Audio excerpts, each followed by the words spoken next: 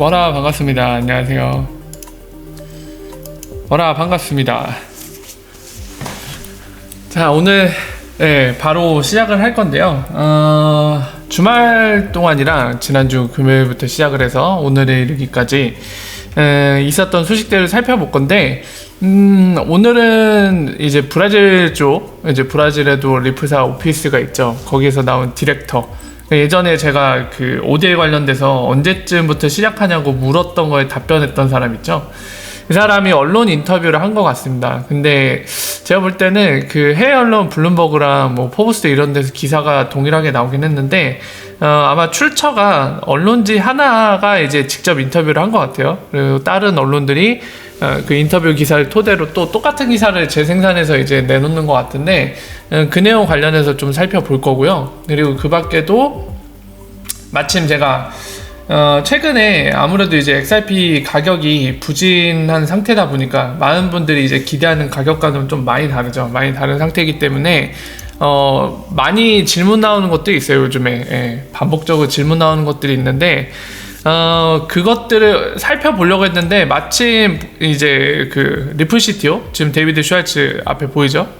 이 친구도 이제 그것과 관련돼서 해외도 분위기가 비슷한가 봐요. 똑같은 질문이 나오고 있거든요. 그래서 그 내용 살펴볼 거고, Q&A 시간에도 그 내용 관련해서 좀 말씀을 드리겠습니다. 한 가지 미리 말씀을 드리면은, 리프사 디펜스 쳐줄 생각도 없고, 그렇다고 해서 무자비하게 막 깔 생각도 없어요. 그냥 있는 그대로 좀 우리가 잘 구분해야 될 것들에 대해서 좀 말씀을 드리고자 하거든요. 그래서 그 내용을 좀 한편으로 어떻게 우리가 살펴봐야지 정확하게 지금 이 상황에서 감정이 휘둘리지 않고 정확하게 볼 수 있는지, 그런 거에 대해 좀 얘기를 해보고자 합니다. 어서오세요, 오라. 자, 일단 1부 순서 진행할게요. 자, 소식부터 살펴보죠. 자, 요건데 보면은 이제 지금 보신 리플 CTO가 이제 트위터에서 답변한 내용인데요. 이게 굉장히 길기 때문에 요약해서 말씀을 드릴게요. 지금 해외에서도 어떤 얘기가 나오겠냐면은, 리프사 니네 지금 XRP 대량 보유하고 있잖아요. 지금도 500억 개 가까이 보유를 하고 있는데, 니네 그거 원래는 데이터 쪼가리잖아요. 원래 탄생은, 그죠? 오라 어서오세요, 여러분들 반갑습니다. 원래는 데이터 쪼가리인데 이거 너희가 계속 팔아먹는 게 말이나 되냐? 이건 납득할 수 없다. 이런 맥락의 질문과 그리고 비판이 많이 생기고 있는 상황입니다. 오늘도 속이 좀 안 좋아갖고 중간에 약간 말하다가 멈추면 좀 이해를 해주세요. 속이 부글부글 거려갖고. 자, 그래서 그 내용이 많이 나오는데, 거기에 대해서 이제 데이비드 슈왈츠가 트위터에다가 여기에 대한 거에 대해 이렇게 답변을 하고 있죠. 본인들이 XRP는 보시는 것처럼 여기도 이제 나와있죠. 그런 맥락에 XRP 같은 경우는 이제 파트너들, 그러니까 이 XRP 생태계를 조성하고자 하는 파트너들한테 인센티브, 그리고 뒤에 보신 것처럼 빌드라고 적혀있죠. 방금 얘기한 생태계를 같이 함께 건설해 나가고 조성할 본인들의 파트너들에게 XRP를 인센티브로 사용하고 있다. 이 얘기는 좀 더 디테일을 가미하자면 뭐 XRP를 직접 줄 수도 있을 테고요. 실제로 아마 코이사가 그런 식으로 받은 걸로 알고 있고, 그리고 다른 뭐 스프링을 통해서 투자한 여러 회사들이 있죠.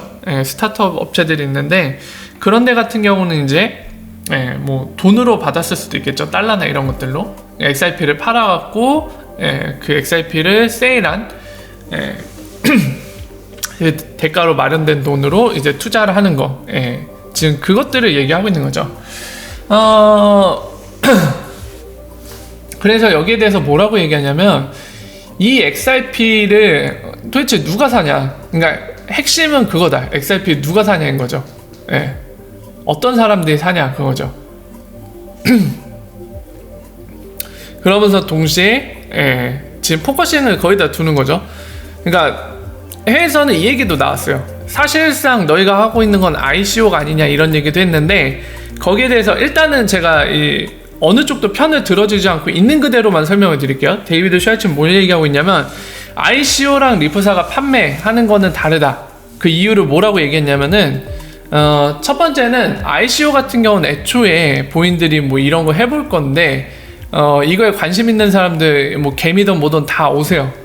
우리가 이걸 너희들한테 팔겠습니다. 오세요. 이래갖고 팔잖아요. 직접 1대1로 팔잖아요. 그죠? 그 사람과 중간에 다른 플랫폼을 거치지 않고 이제 직접적으로 팝니다. 이런 식으로 판매가 이루어지죠.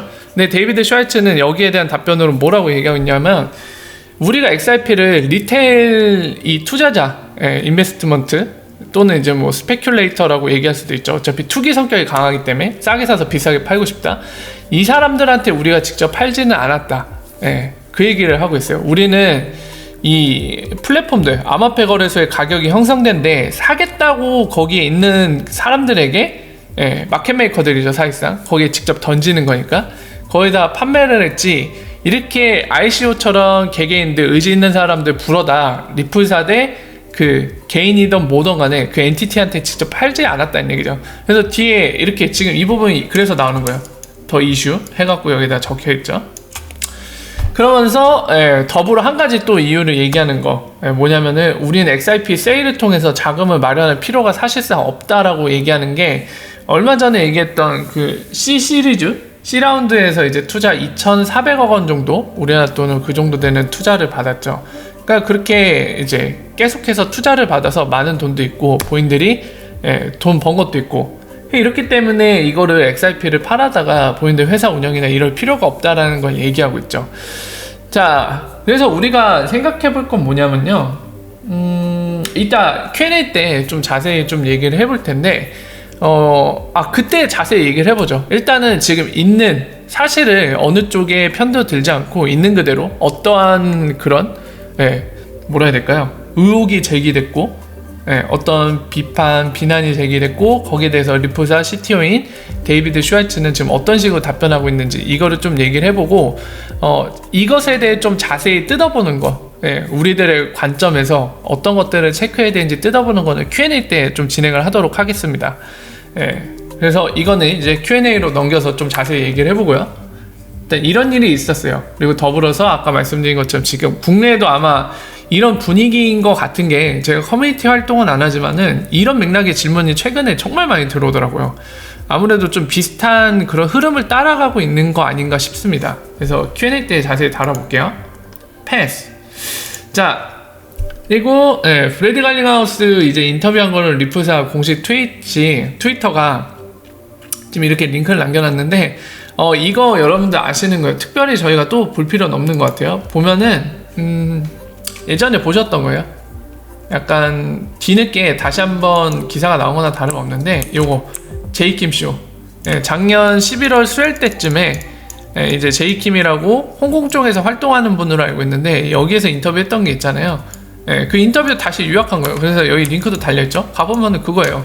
예전에 이미 우리가 봤던 거, 그죠? 여기 써있죠? 예전에 우리가 봤던 겁니다. 그래서 다시 보진 않을게요.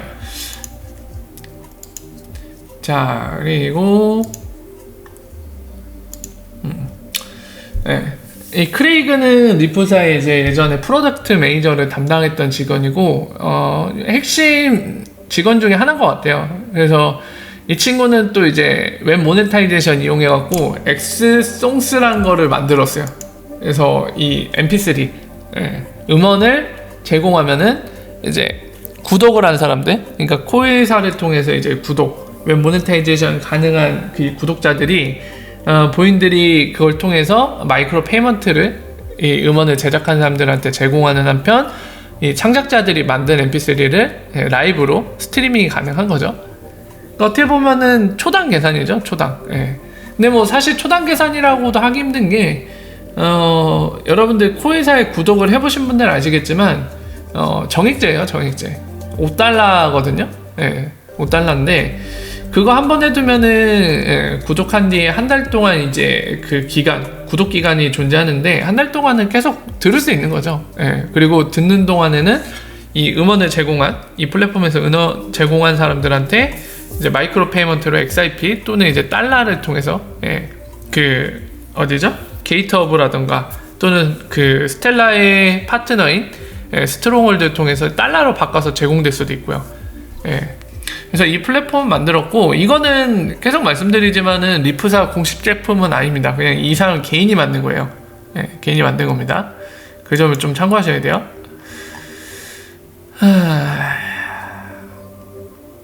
자, 그리고 오늘의 좀 핵심적인 내용인데 이 기사가 났어요. 보시면은 워라워라 어서오세요. 일본어에서 자동 번역이 됐는데 지금 보시면은 이 사람이죠. 안토니오.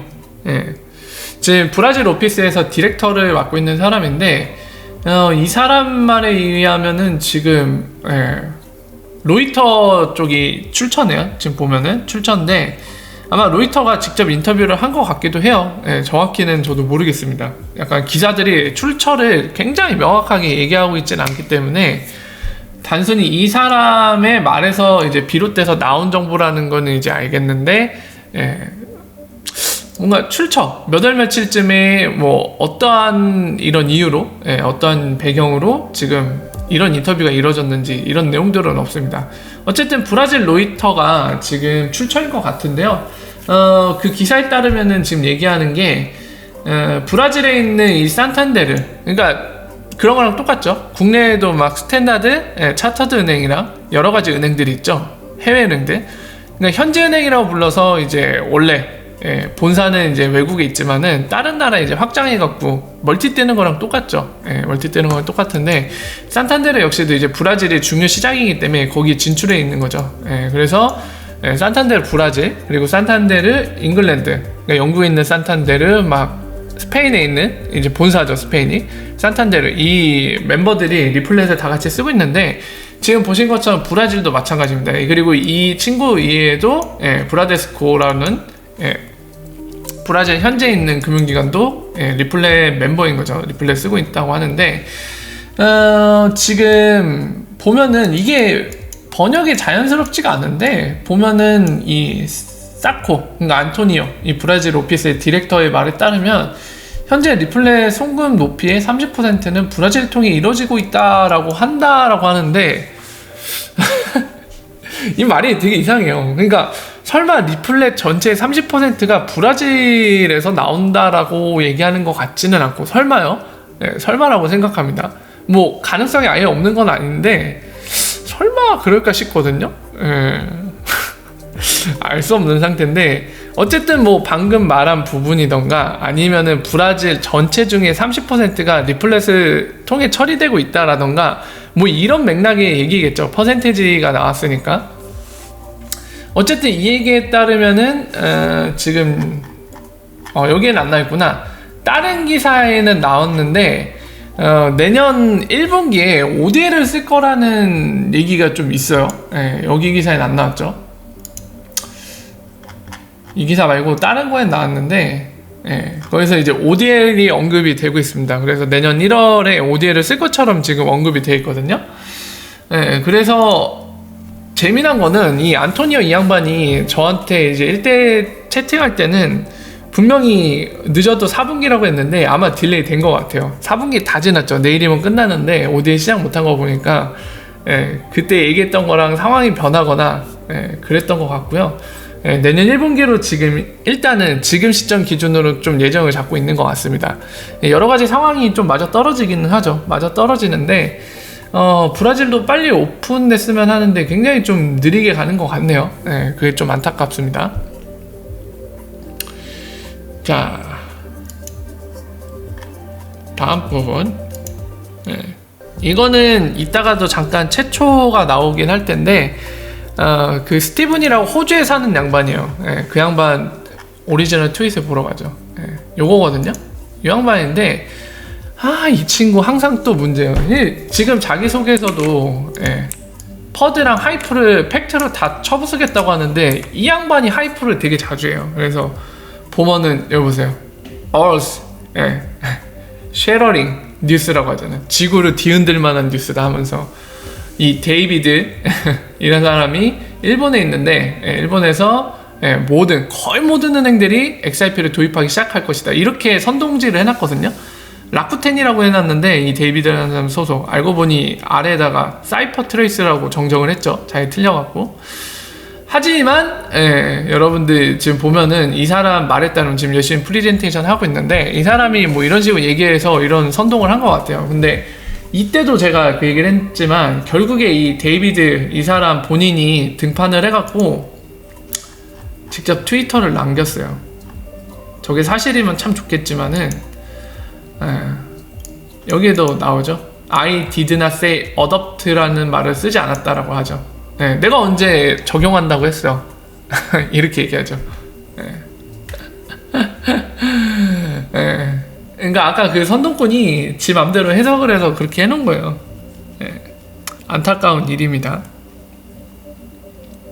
그리고 본인이 단어 선택한 건 working이다 라고 하죠. working with라고 얘기했다. 이거는 여러 가지를 의미한다. 실험하는 거, 평가하는 거, 테스팅하는 거, 그리고 실제로 적용하는 거.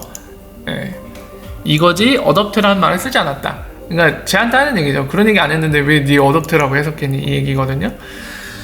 아이고야 정말 진짜 이런 상황에서도 아직도 좀 저 친구는 그거를 열심히 해요. 그 나노레저 홍보를 하면서 자기 추천인 해갖고 좀 돈 좀 벌게 해줘라. 비트코인 주거든요.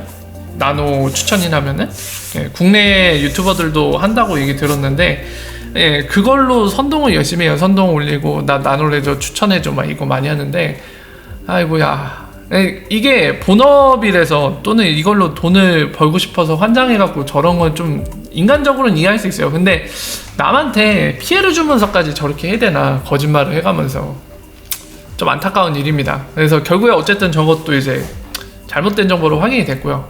사실이면 참 좋았을 텐데 일단 거짓으로 확인이 됐습니다. 자 그리고 일본인데 일본에서 지금 정비가 되고 있는 것 같아요. 일본도 이렇게 돼 있죠.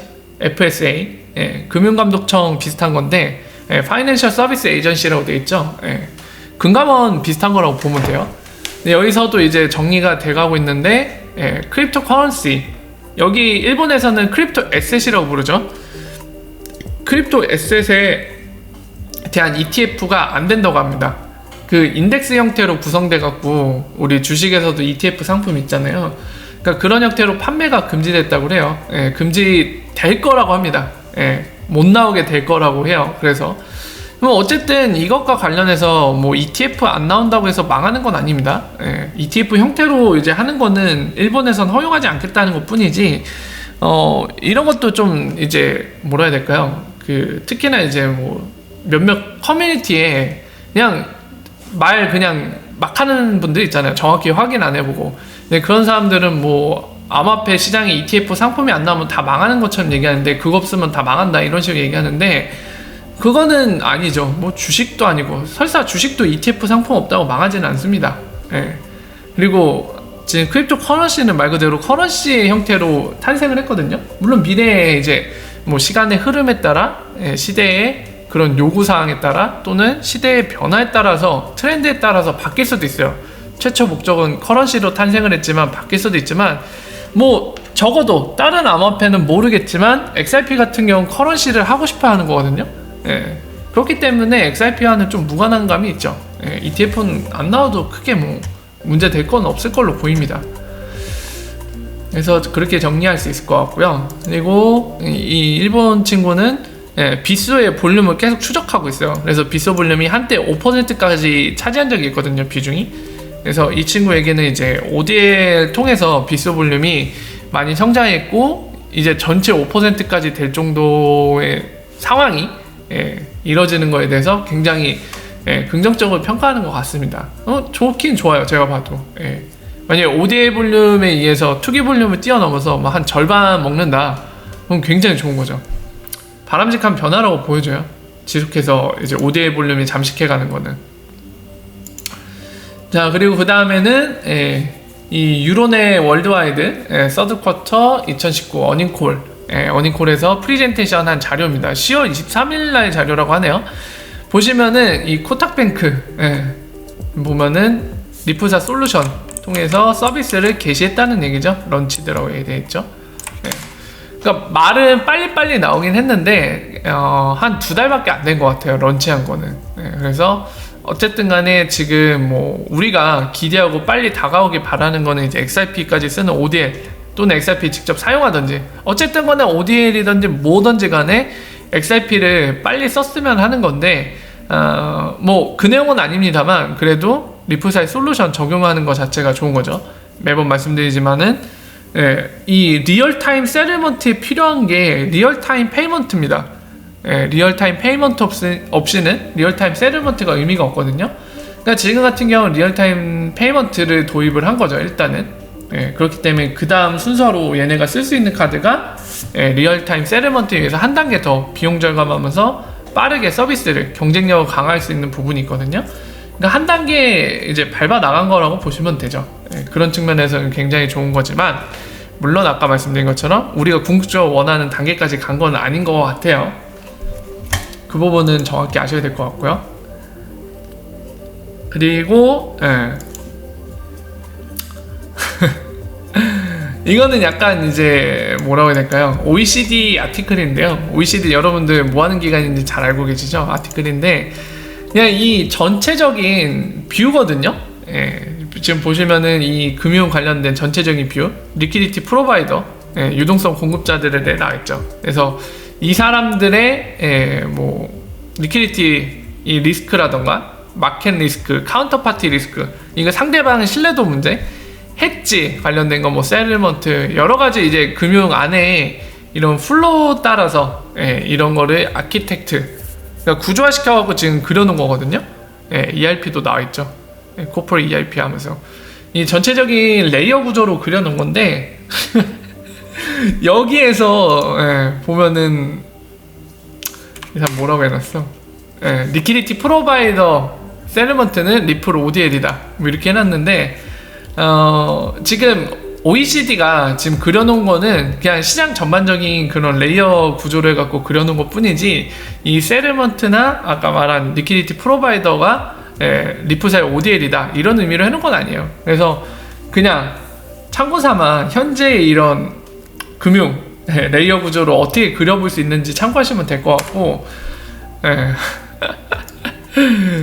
이거는 그냥 본인의 희망상 바람을 적어놓은 것 같아요. 이런 거 보실 때 좀 혼동 안 하시는 게 좋습니다. 다행히 이 친구는 여기에 적어놨죠. 이거는 내가 이렇게 되기를 바라는 거다 라고 적어놨는데 이거는 참 솔직한 친구네요. 좋죠.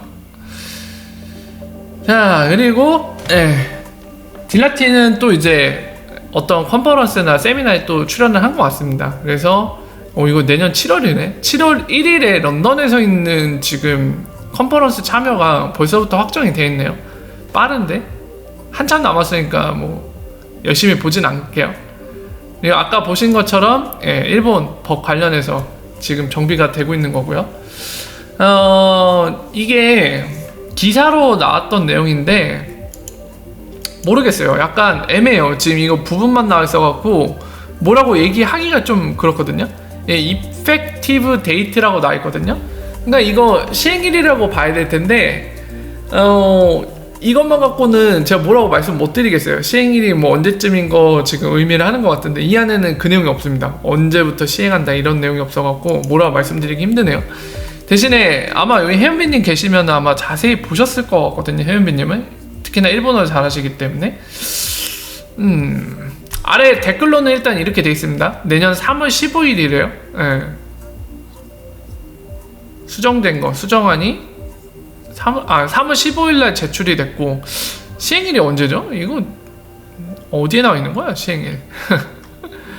자, 어쨌든 그렇습니다. 이제 일본 역시도 지금 정확하게 시행일이 언젠지는 알아볼 수는 없겠지만 적어도 일본은 법이 정비돼 가고 있다. 우리보단 좀 빠르죠. 우리나라는 아직 이제 본회의 통과도 아직 안 된 상태라 어떻게 될지 모르겠는데 좀 더 기다려야 될 것 같아요. 더군다나 이 안도 보면은 같이 살펴봤었죠. 1년 6개월 정도의 유예기간을 주기 때문에 지금 당장 통과해도 2020년도 아니고 2021년 6월부터 진짜 효력을 발휘할 수 있는 날이 됩니다. 그래서 그 점을 좀 참고하셔야 되고요. 월아 어서오세요. 반갑습니다. 자, 그리고 이게 이제 최근에 리플사 이 친구들 지금 작년이랑 재작년이랑 다르게 AMA를 안 할 생각인 것 같아요.